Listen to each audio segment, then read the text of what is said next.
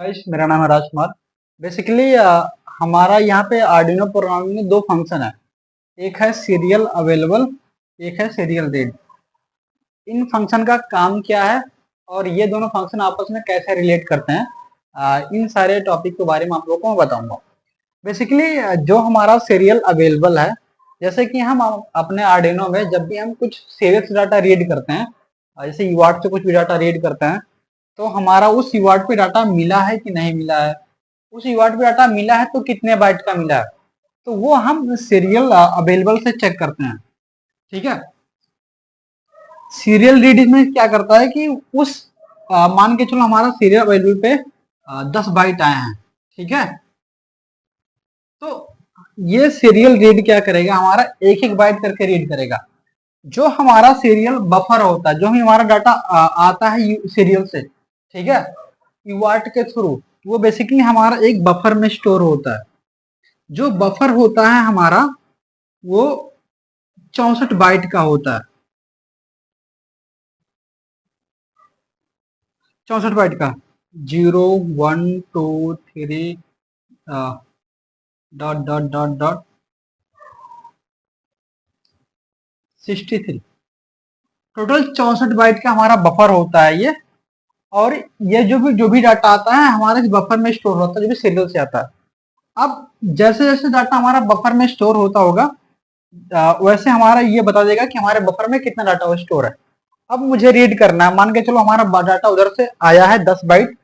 अब मुझे रीड करना भाई, तो मैं कैसे रीड करूंगा?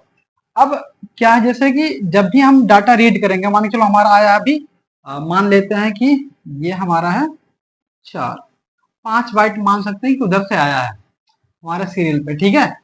तो जब हमारा ये क्या करेगा, ये रीड करेगा ना, तो हमारी जो बाइट है ये शिफ्ट होगी। जैसे हमने क्या किया, एक बार इसको रीड किया इस बफर को, तो हमारा क्या हो जाएगा, जो भी हमारा डाटा होगा, जैसे डाटा हमारा है ये D1, D2, D3, D4 और D5, ये डाटा है हमारा, ऐसा समझ चलो हमारा।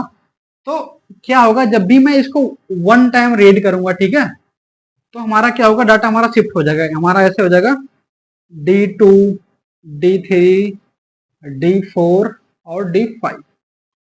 जब हम दूसरी बार रीड करेंगे तो हमारा डाटा कैसे हो जाएगा, ये D3, D4, D5। जब हम तीसरी बार रीड करेंगे तो हमारा हो जाएगा D4, D5। जब हम इसको रीड करेंगे चौथी बार, तो हमारा क्या हो जाएगा, D5। जब हम 5वीं बार रीड करेंगे तो हम सारी बाइट इसको यहाँ से हमारे खत्म हो जाएगी। ठीक है। तो जो हमारा बफर है, इस बफर में बताता है सीरियल अवेलेबल कि हमारा कितना डाटा हमारे बफर में अवेलेबल है। तो उससे हम रीड करके हम अपना डाटा रीड भी कर सकते हैं आसानी से, और चेक भी कर सकते हैं कितना डाटा है। अगर मुझे ऐसा है कि भाई हमारा डाटा उधर से आ रहा है, हम उसको रीड भी कर रहे हैं, तो हमारा सारा डाटा एक साथ नहीं आएगा। बेसिकली वो पहले एक बाइट आएगा, फिर 2 बाइट आएगा। तो ऐसे करके, जैसे मान के चलो हम क्या कर रहे हैं, हमारा जो आर्डिनो है, इस पे हमारा कोड चल रहा होगा, और इसके यूआर्ट पे RX TX पे हमारा डाटा आ रहा है। अब हमारा इसके अंदर जो कोड है वो भी रन ही हो रहा है, और इधर हमारा आ रहा है, तो ये हमारा एक बाइट आएगा। वैसी बात है कि हमारा ये जो हमारा आर्डिनो होता है, जो आर्डिनो में जो हमारी आईसी लगी होती है, ठीक है, तो बेसिकली वो हमारा 8 बिट का होता है।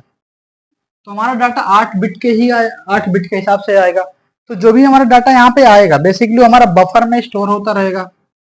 अगर हम उसी स्पीड से रीड कर रहे हैं अपने कोड में, तो वैसी बात है, जब ये स्पीड से रीड कर रहे हैं हम, और उसी स्पीड से हम चेक भी कर रहे हैं, तो एक साथ डाटा चेक नहीं कर सकते। मुझे मान के चलते, मुझे यहाँ से 5 बार जैसे भेजना था मुझे, तो एक साथ उसी स्पीड से मैं इसको चेक कर रहा हूँ, उसी स्पीड भेज रहा हूँ, तो 5 बाइट नहीं बताएगा ना, 1 बाइट बताएगा, 2 बाइट बताएगा, बता सकता है। तो हम यहाँ पर वाइल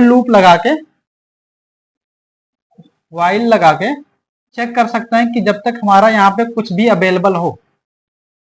वाइल लूप लगा के यहाँ पे ऐसे करके कह सकते हैं कि जब भी हमारा इसमें कुछ अवेलेबल हो, तो हमारा इसमें ये रीड करता रहे तब तक। तो इसको रीड करके हम इसको एक स्ट्रिंग में स्टोर करा सकते हैं।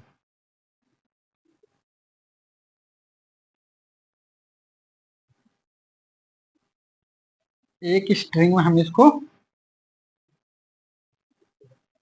स्टोर करा सकते हैं डाटा, ठीक है, वाइल लूप लगा के 1 बाई 1। तो आशा करता हूँ शायद आप लोग को ये जो टॉपिक है serial data available, serial data read, आपको समझ में आ चुका होगा। बेसिकली आपको मैं दोबारा बता दे रहा हूँ, जो सीरियल डाटा अवेलेबल है वो बेसिकली हमारा बताता है कि हमारा जो बफर है उसमें कितना डाटा अवेलेबल है, और जब ये हमारा डाटा रीड करता है जितने बार, उतने बार हमारा जो बफर का जो है, जो बाइट है वो खिसकता रहता है अपने साइड में, ठीक है। तो शायद आप लोग को समझ में आ गया होगा बेसिकली कैसे काम करता है हमारा सीरियल डाटा अवेलेबल और serial data read. Thank you for watching this video.